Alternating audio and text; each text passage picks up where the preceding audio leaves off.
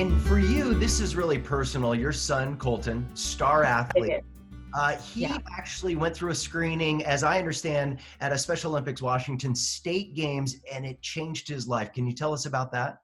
It did. And I was hoping he'd come and sit with me during this, but he has a COVID-19 haircut given to him by his sister, and he's embarrassed how his hair looks right now.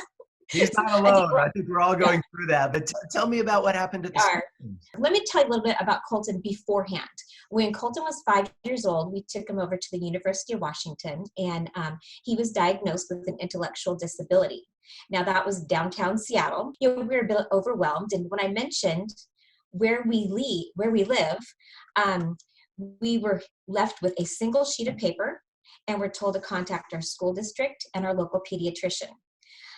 So here we went. We went ahead and did all those things, got into the school district, into the special education program, talked to our doctor, thought things were going okay.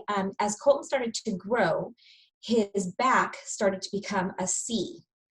So his neck was forward, very, very bad posture. He had very low muscle tone. And so we were asking for help from pediatricians. We went to pediatricians, we went to neurologists, we went every place. All they would do is come up with some accommodations. Okay, well, if he can't sit in that type of chair, let's try this type of chair.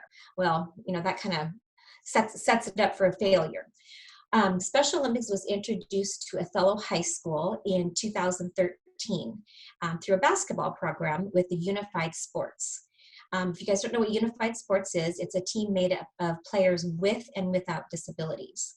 And I kind of laughed. I said, well, how is Colton supposed to play basketball? He can't even lift his head to see the rim.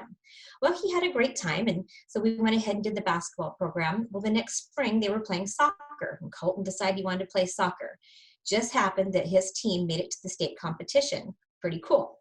We got to the state competition. They were offering something called Healthy Athletes. I had no idea what it was, but all the athletes are going into these great big tents and coming out with all kinds of free stuff. And so Colton thought, well, I'll give it a try. So Colton headed into that tent and didn't come out and didn't come out and didn't come out. And some of the other athletes were coming out. And so I kind of peeked my head in. And there was a doctor there, and he said, hey, are you Colton's mom? And I said, yes. And he goes, well, tell me about what kind of physical and occupational therapy Colton is receiving. I said, well, just through the school. It's kind of hit and miss, maybe once a month. And he shook his head and he says, no, here's the deal. When I left there that day, I had a list of exercises to start working with at home. I had a referral for occupational and physical therapy that met my insurance needs, and I had the name of a doctor to go see that would be able to help Colton. Now, this was not an overnight success. I mean, Colton had to work very, very hard at it. He did physical therapy, he did occupational therapy, he did every therapy you could imagine. Now he works out 2 days a week with a personal trainer. And I hope it's okay, but I'm going to hold up a picture of what Colton looks like today. Oh, one other thing I need to tell you. When Colton used to walk, he would walk with left foot, left arm first, and then right foot, right arm. So he kind of walked like this. Well, here's a picture of his last track meet. Wow. Look at those muscles.